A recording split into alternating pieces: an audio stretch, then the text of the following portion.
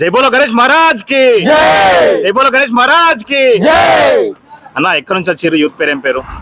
వేములవాడ అన్న, మనది వేములవాడ భగవంతరావు నగర్. మన యూత్ పేరు వచ్చేసి శివసేన యూత్. విగ్రహం వచ్చేసి 18 ఫీట్ల హైట్ అన్న.